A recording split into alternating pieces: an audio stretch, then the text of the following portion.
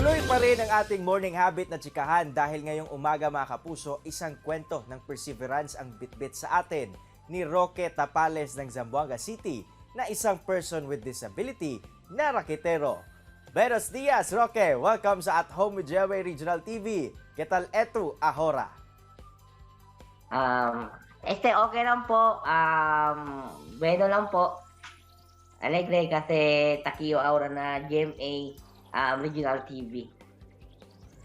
Nako Roque, we are so happy sa iyong estado ng buhay ngayon. Pero marami ang naging witness sa pagiging masipag mo, Roque, sa paghahanap buhay. Pinakita mo na hindi hadlang ang pagkakaroon ng disability to earn for a living. Mula elevator boy, ano na ngayon ang latest na pinagkikitaan mo?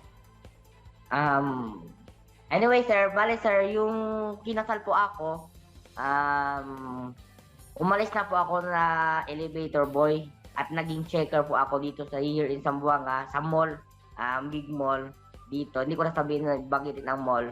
And dahil nga, bagong silang yung baby ko, at ako lang talaga yung mahanap ng trabaho sa bahay namin kasi nga hindi din ako pwede makahingi sa parents ko kasi walang-wala din yung parents ko, sa totoo lang. And sa mga parents din ng asawa ko is, pamilya ng asawa ko, hindi din ako makahingi doon kasi nga dati hindi nga ako tanggap nila. So I decided to, practice vehicle sir na magiging tricycle driver. Yun, decide po ako magiging tricycle driver.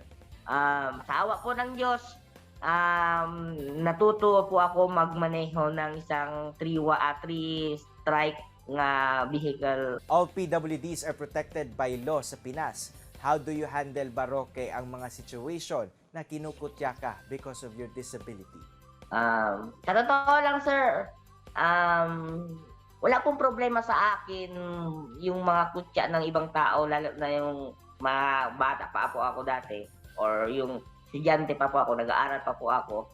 Walang problema sa akin kasi nga totoo naman, ispiyang po talaga ako. Bakit ko pa i-protectan yung, di ba? So, nagsasabay po ako. Pero sa panahon ngayon, sir, as a tatay, as a breadwinner ng pamilya ko, ang sakit, sir, kasi nagbabiyahe kasi ako ng without franchise, sir. Pati yung kapasanan ko, pati yung pagiging tatay ko, pinamamaliit ng bawat tao, yung mga ganong sitwasyon, sir, ang sakit. Kasi, syempre, as a tatay, gusto kong ipakita sa pamilya ko, lalo sa asawa ko, hindi naman sa ibang tao ang tinitingnan ko. Pero kapag naririnig ko yung asawa ko, sinasabi, uy, bakit yung nagsabi pa ganyan? So, ang sakit sa akin, as a tatay.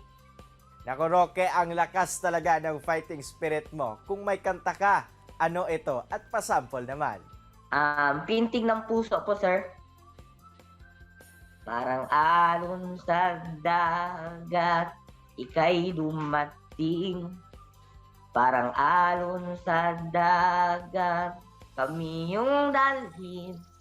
Mapapatiano, kami ang iyat. Yun. Bakit yung kanta ko yung sir? Kasi nangarap lang po ako magkakaroon ng girlfriend. Parang alon sa dagat lang na dumating yung asawa ko na nabago yung pananaw ko sa mga babae. Kasi syempre, isa po akong PWD. Sino bang papatol sa akin, di ba? At gaano pa ako kasipag kung walang ganong na tao, di ba? Dumating yung asawa ko, nabago yung pananaw ko as a PWD na hinang-hina na hindi ko alam kung paano kami mag-survive lalo na sa pandemya. Yun. Si Lord na yung bahala. I pray na sana dahil kami ni Lord sa maginhawang buhay. Nako, di lang raketero, singer rin pala si Roque. Pero Roque, maraming PWDs ang na-inspire sa kwento mo sa iyong pagpupursigi sa buhay. Ngayon, ano ba ang maia-advise mo sa kanila? Advice ko lang po sa kanila as a PWD, yung wag po silang agad-agad sumuko sa buhay nila. At kapag sukong-suko na sila, kapag pagod na sila sa buhay nilang isang PWD, yun, tuloy lang po. Huwag mo ipakita sa ibang tao na mahina ka. Kasi kapag mahina ka, ano ka talaga. At sa mga nanais din na magkaroon ng pamilya, kapag ikaw ay walang sapat na kita or income or yun, huwag ka na nang mangarap ng ganun. Pero kung meron ka mang kaya or gawin na pwede kang makahanap buhay tulad sa akin, go. Yun, pwede yan. Humanap lang kayo ng totoong tao na magmamahal sa inyong sapat. Maraming salamat, Roque, sa oras na iyong ibinigay dito sa At Home with GMA Regional TV. Sigurado ako na maraming kapuso natin ang nakapulot ng aral sa kwento mo. Ingat ka palagi. Gusto ko po papasalamat po sa At Home with GMA Regional TV dahil sa imbita sa akin dito na ma-interview po ako at tapos po ako pasalamat kasi ito na po yung yung pagkakataon ko sabihin sa mga bawat tao na huwag sumuko, laban lang po sa buhay natin kahit gaano pa ito yung kapait. At alam kong darating din ang panahon na maging hawa yung buhay natin. Yun lang po. Maraming salamat.